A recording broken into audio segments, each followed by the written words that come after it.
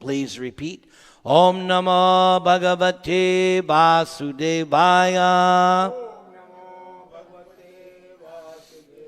Om Namo Bhagavate Vasudevaya.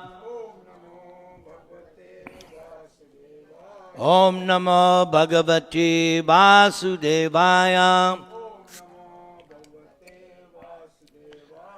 So this is chapter 15, Yoga of the Supreme Person, text number 2. Please repeat. Adashchodvang prasritastasya shakha guna pravidha vishaya pravala adashchumulanyanusantatani karmanubandhini manushya loke adha, downward, cha, and, urdvam, upward, prasrita, extended, tasya, its, shakha, branches, guna, by the modes of material nature, pravriddha, developed, vishaya, sense objects. So the sense objects, sight, sound, smell, touch, taste. Those are the sense objects. Pravala, twigs. Adha, downward. Cha, and. Mulani, roots.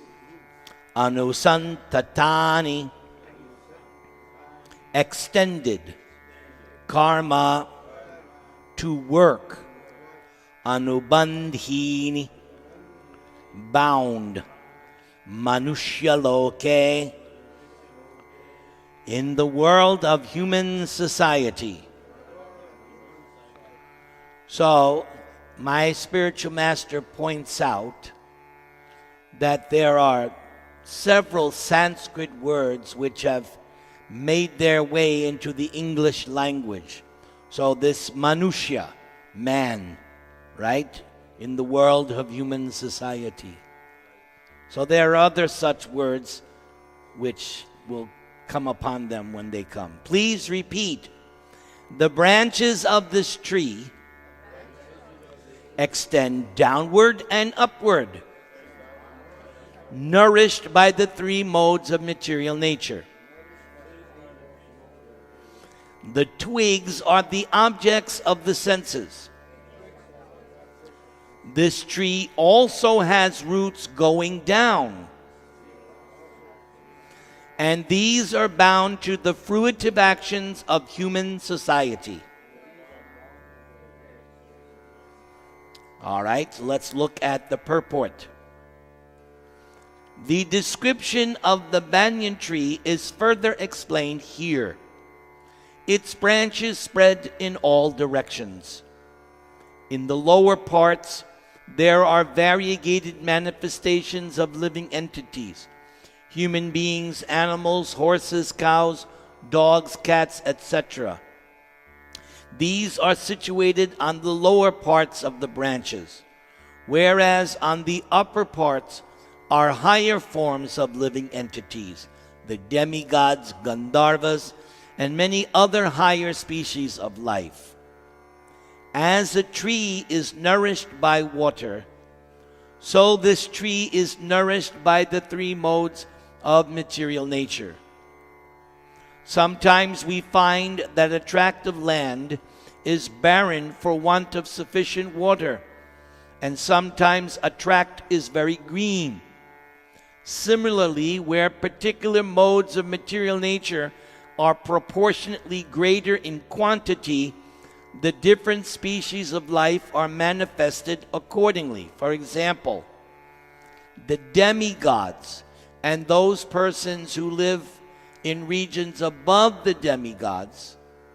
We learned in chapter 14, by developing the mode of goodness, you go up. So that means the demigods are basically situated in the mode of goodness.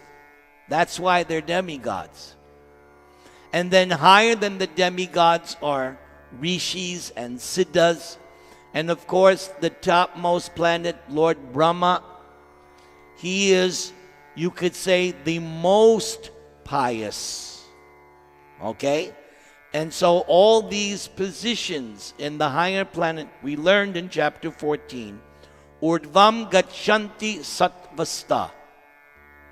By developing as a human being, because the human platform is the juncture, the terminal. When you go to the airport, there are so many hubs, and the planes are going in different directions. Some are going North America, some are going south, some are going to China, some are going to India, right? And you have your little ticket, and and the girl checks. You're on the wrong plane, sir. Oh, what? What? Yes, you have to go to this gate. Right. You have to run, like in Miami Airport. Miami, I hate Miami Airport. You get a plane and you have to go all the way over. London also, when I went with Nihar, our flight was late out of LA, so we had to get a connecting flight in London. And so we were running and running, and the lady said, well, the doors are closed. And we said, no, please. She said, okay, I'll hold the doors, but you got to run. So we had to run this long distance, and they kept the doors open for me and Nihar. But we were running. I was like, how was what? Yeah, that was his marriage, right. We went, yes. So, the human form of life is where you can go up, stay here, or go down. We learned that in chapter 14. If you keep yourself in the mode of passion, then you come back as a human being. And if you foster the mode of ignorance, you degrade. You don't get an upgrade.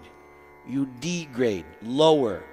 Animal, aquatic, bird, insect, reptile. That was explained in chapter 14. Let us continue. The twigs of the tree are considered to be the sense objects. By development of different modes of nature, we develop different senses. And by the senses, we enjoy different varieties of sense objects. Just like I have personal experience. Since I've been dealing with Indian people primarily, mostly, since 1994, I have learned your senses are very different than us American senses. Because you have taken birth in this kind of Indian body, and according to Bhagavatam, that's an elevated birth, your senses are very, very different than these gross Americano senses. Very, very different. Your inclinations, your tastes, right? I have so much experience.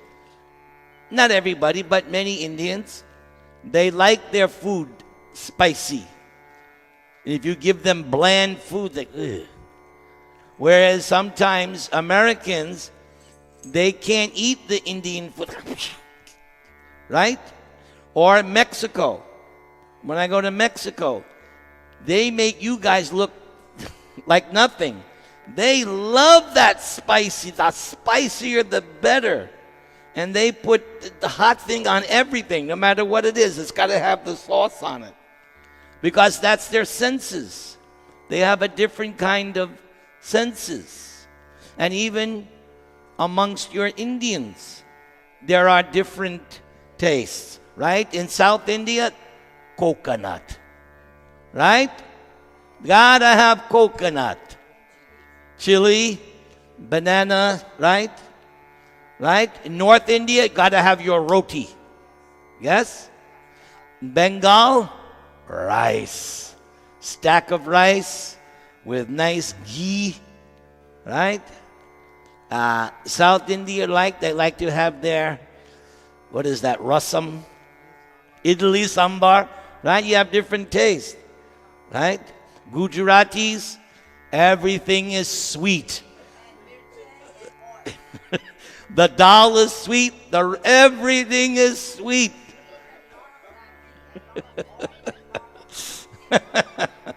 So, that's the point, that they have different set, and we're going to learn that later in this chapter.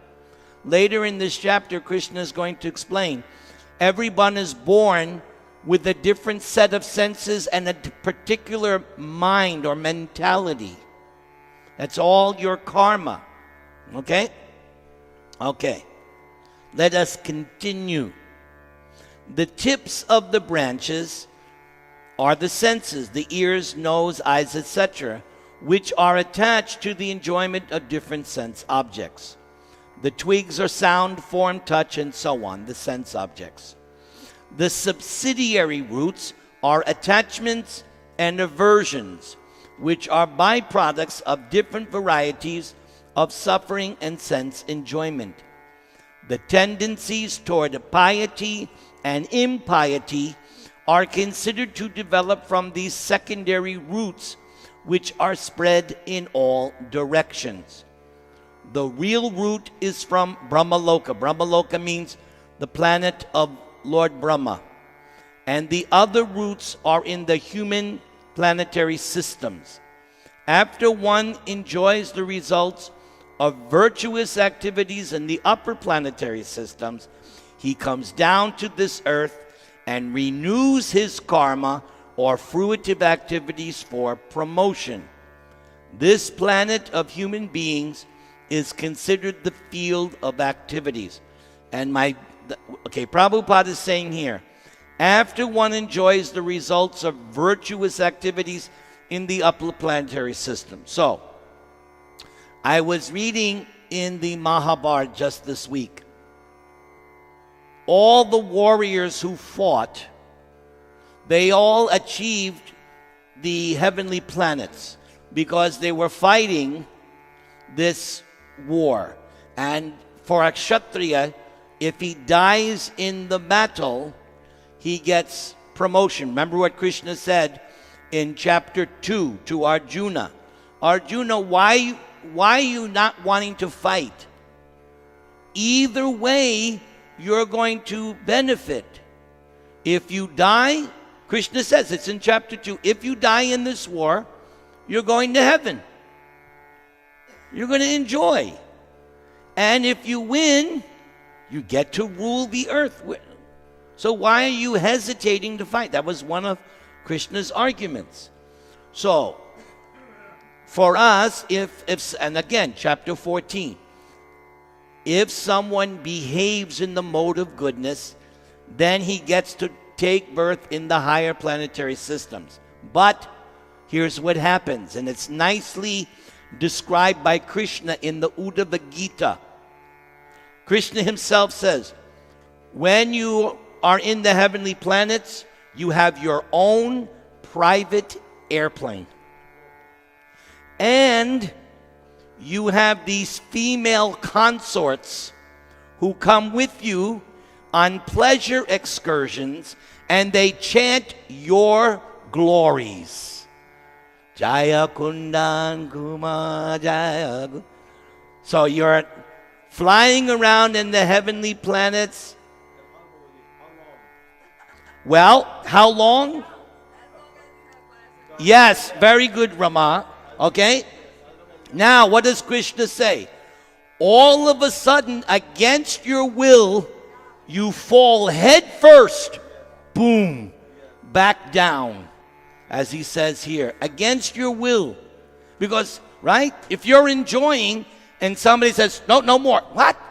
Right? What's the tendency? If you're enjoying, you want it to go on, unlike suffering. If you're suffering and somebody says, no more suffering, oh, thank you, Thank you. The doctor comes, right? You don't want suffering to continue, but you definitely want your enjoyment to continue. It's natural. So you're enjoying up there in the heavenly planets, and all of a sudden, you're evicted. That's what you're evicted. Yes, head first, Krishna says, you fall out of your airplane head first back down to earth. All right, let's do verses 3 and 4. Are you ready to continue, everybody? All right, text 3 and 4. Please repeat. Na rupam masyeha tato palabhyate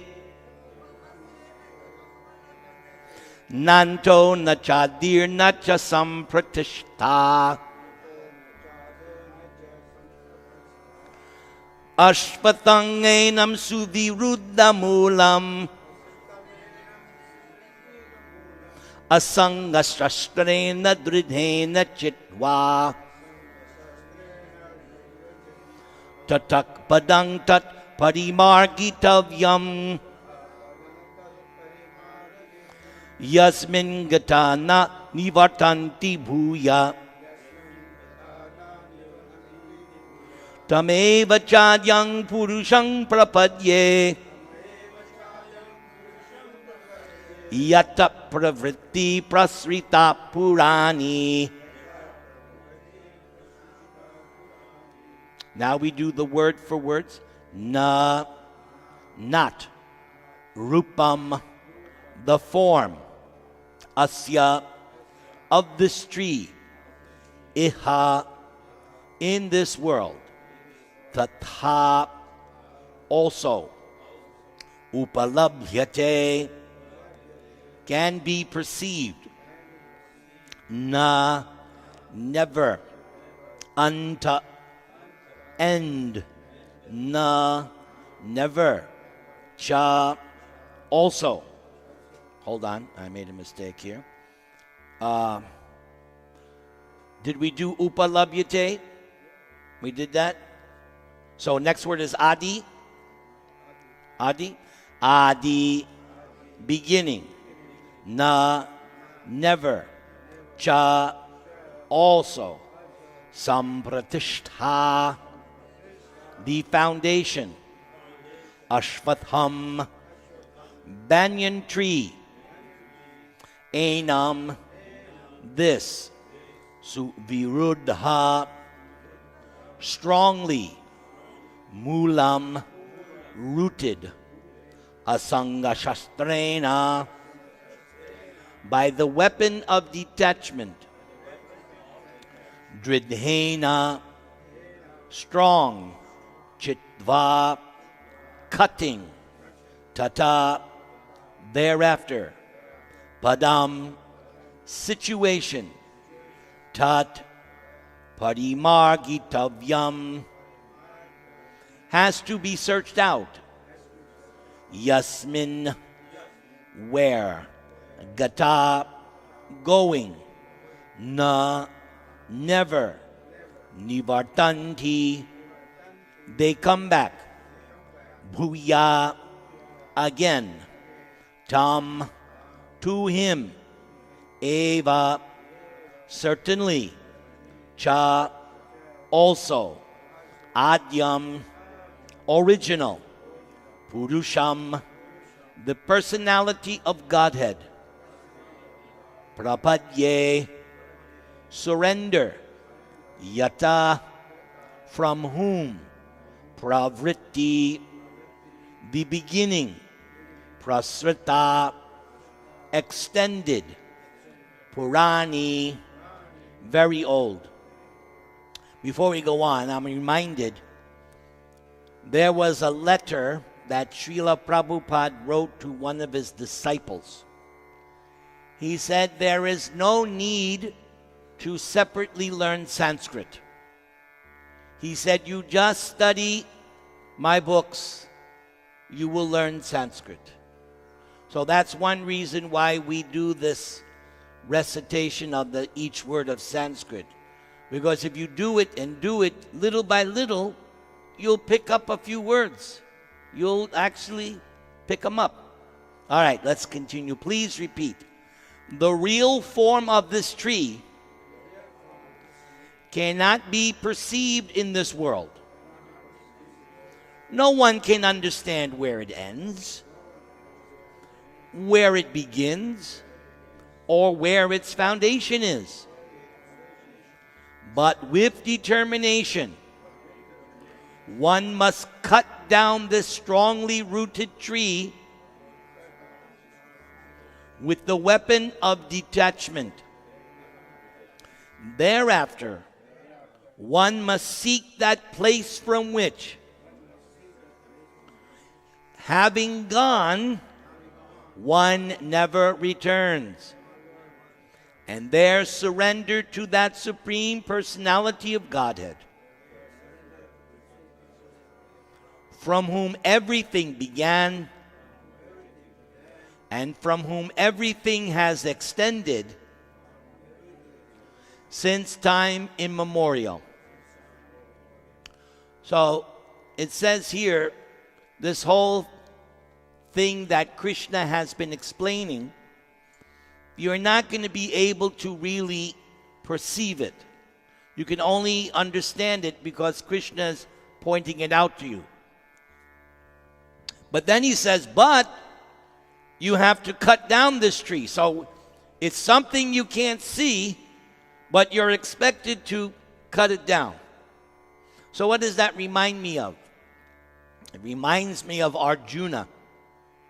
One time Arjuna was eating his evening meal and all the lights went out. But because he was so practiced in eating, even though there was no lights, he was continuing to eat. And then he thought, I'm going to practice my sword fighting in the dark because it may come in handy one day. And so Arjuna would practice and practice and practice in the dark so that if necessary, he would be able to defend himself. And that was another reason why Drona said, Arjuna's my best disciple. He's my best disciple because he's the one. First of all, Arjuna had the most devotion, right? And he was very serious about his practice. So we should also be very serious about the practice of chanting the Hare Krishna mantra.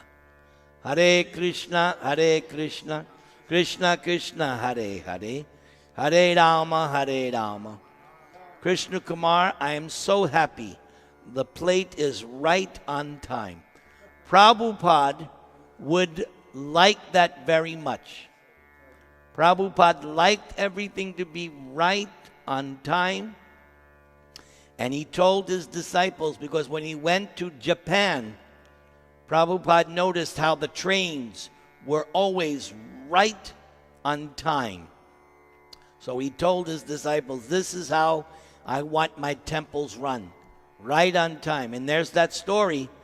Prabhupada liked to go for his walk. At 7 o'clock, he wanted the doors to the temple to open. So one time, I don't know which temple it was 7 o'clock. The deity doors didn't open. Prabhupada took his cane, knocked on open the doors right now. 7 o'clock. Like that. That's the way Prabhupada was. He wanted his schedule, the deities have to be like that. Okay, so the weapon, Arjuna had the sword. Our weapon is detachment. Detachment means I'm not attached to anything in this material world. Even that rasgula that I mentioned earlier. I'm only attached to Krishna and his service. That's it. No other attachments. Krishna and his servant. Just like Kunti prayed in her prayers to Krishna after the battle of Kurukshetra. Kunti said to Krishna was going to leave Hastinapur right? And Krishna was getting on the chariot, and Kunti stopped Krishna, and she said towards the end, sever my ties of affection for my family members. And she mentions Pandavas and Vrishnis, because her side of the family is the Vrishni dynasty. And her sons were and she's telling Krishna, I want my attachment to only be to you. Very, very significant. So that gives us an understanding of why Krishna says, Mamekam Sharanam Braja. Take shelter of me exclusively. Ekam. All right. So we have to get this weapon of detachment. Then it said, seek that place from which having gone, one never returns. Do you want to come back to this material world? Do you want to take birth again? Ah, very good. You have passed your examination. You do not want to take birth again. And there surrender to the Supreme Personality of Godhead. And then the next, from whom everything began. So that is the definition of the absolute truth. Janmad yasya yata, the first line of the Srimad Bhagavatam and the second statement of the Vedanta Sutra, right? So the absolute truth is that from which everything comes, everything is maintained, and everything will enter. All right, let's look at the purport. Srila Prabhupada Ki Jai. It is now clearly stated that the real form of this banyan tree cannot be understood in this material world. Since the root is upwards, the extension of the real tree is at the other end. When entangled with the material expansions of the tree, one cannot see how far the tree extends, nor can one see the beginning of this tree. Like we say, can't see the forest from the trees. Same thing. If you're entangled, you can't see what's going on. Yet, one has to find out the cause. I am the son of my father is the son of such and such person, etc. By searching in this way, one comes to Brahma, who is generated by Garbhodakashayi Vishnu. Finally, in this way, one reaches the Supreme Personality of Godhead. That is the end of research work. And where would you learn that? Srimad Bhagavatam, first canto. There is a description of the Purushas. So you have the Shirodakashayi Vishnu comes from Garbhodakashayi Vishnu. Garbhodakashayi Vishnu comes from Mahavishnu. Mahavishnu comes from Sankarshan, who comes from Narayan, who comes from Mahasankarshan, who comes from Balaram, who comes from Krishna, who comes from... Thank you. You another one. Passed the test. Anadi Adi. He has no origin other than himself. That's the absolute truth. None of us can claim that. None of it. Now, Lord Brahma could say, I'm Atma Yoni. He can. Because other than himself, nobody has seen where Brahma came from. If you read the Bhagavatam, when Brahma was born, even he didn't know how he got there. And it took him a long time to find out when Garbhodakashayi Vishnu and Narayan manifested. So then Brahma found out, oh, but everybody else after him, because he's the firstborn created being, everybody after him thinks that he's self-born because they don't see Garbhodakashayi Vishnu, right? They don't even get to see Shirodakashayi Vishnu when they go to the shore of the ocean of milk. Brahma meditates, and then he gets the text message in his heart. Only only when Vishnu or Narayan manifests. But other than that, so that's why in the Vedas, Brahma is called Atmabhu, Swayambhu, Atma, because he's considered to be self-born. But he's not really, because he comes from Garbhodakshaya Vishnu. And then you learn from Bhagavatam, he comes from, and then you read Anadi Adir Govinda Sarva Karana Karanam. He is the cause of all causes. Very nice to see my Garmalkar children. Very good. Who drove? Good boy. Excellent. All right, let's continue. Finally, in this way, when one reaches the Supreme Personality of Godhead, that is the end of research work. One has to search out that origin of this tree, the Supreme Personality of Godhead, through the association of persons who are in knowledge of that Supreme Personality of Godhead. So that's what it means. You approach a self-realized soul.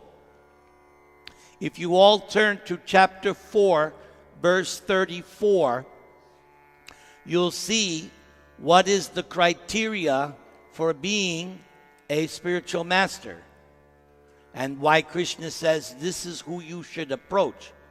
The verse is chapter 4, verse 34. Here he says, through the association of persons who are in knowledge of that Supreme Personality of Godhead. So what is the translation to text 34 of chapter 4?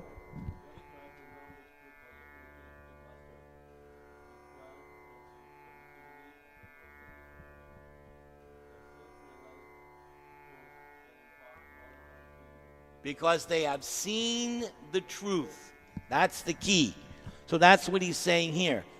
They have knowledge of the Supreme Personality of Godhead.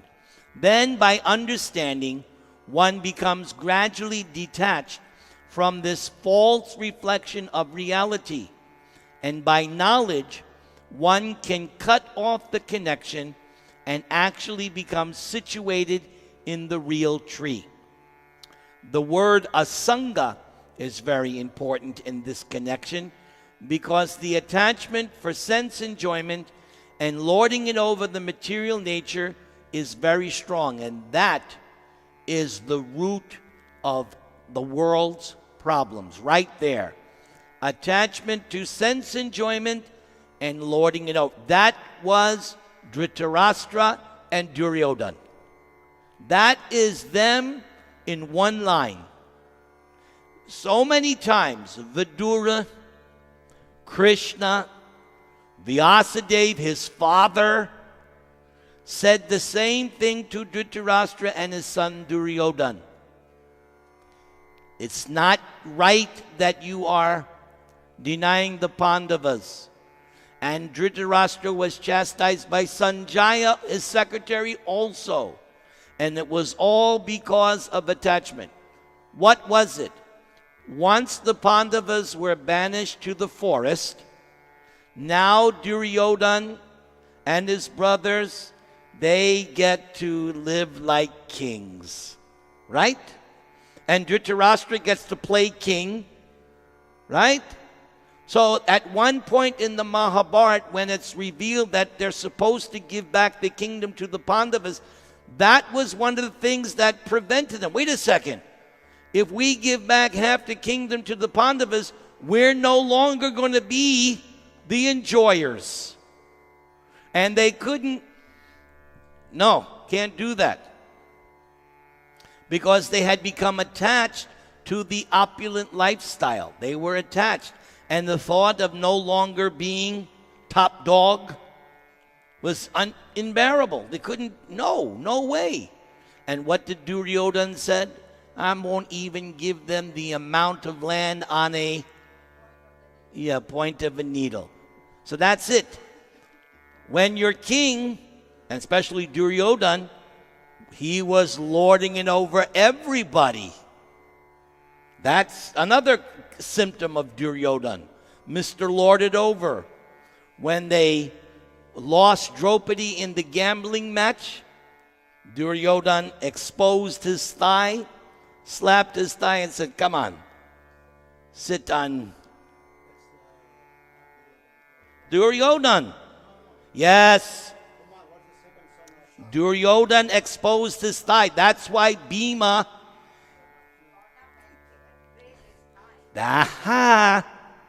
That's why Bhima did that. Because he exposed his thigh and told Draupadi. And he slapped it. So when the time came, Bhima slapped that. Bhima vowed, I will break that thigh. Right there in the assembly, Bhima said, day is going to come, I'm going to break that thigh. Yes. I've been studying. Yes. So this lording it over and sense enjoyment.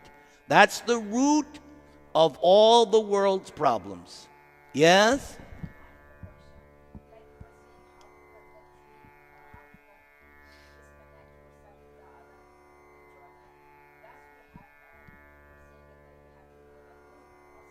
Yes.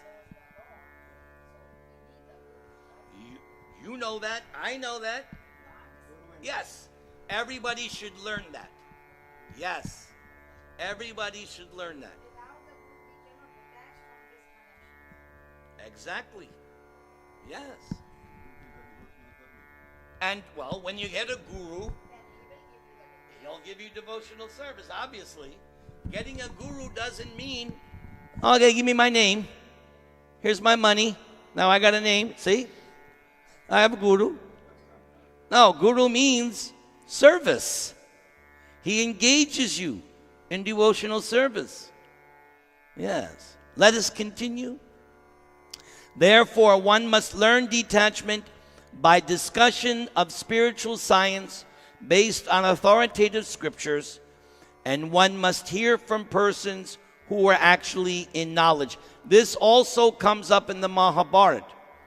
Dhritarashtra asks Sanjaya, how come you understand and accept Krishna as God and I don't?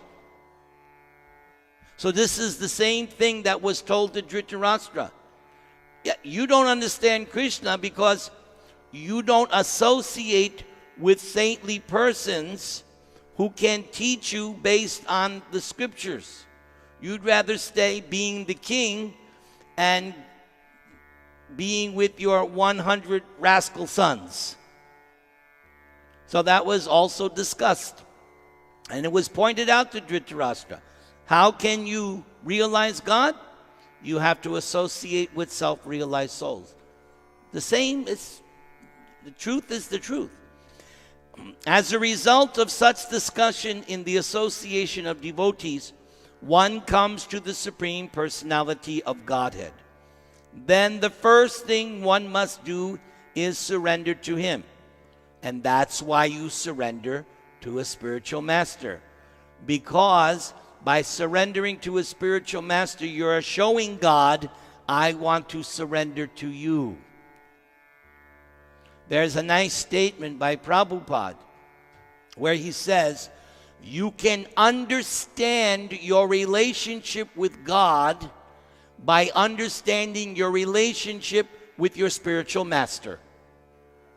That will indicate how your relationship with God is going. Very nice. The first thing one must do is surrender to Him. The description of that place, whence having gone, one never returns to this false reflected tree, is given here.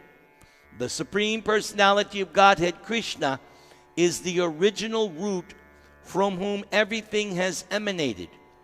To gain favor of that personality of Godhead, one has only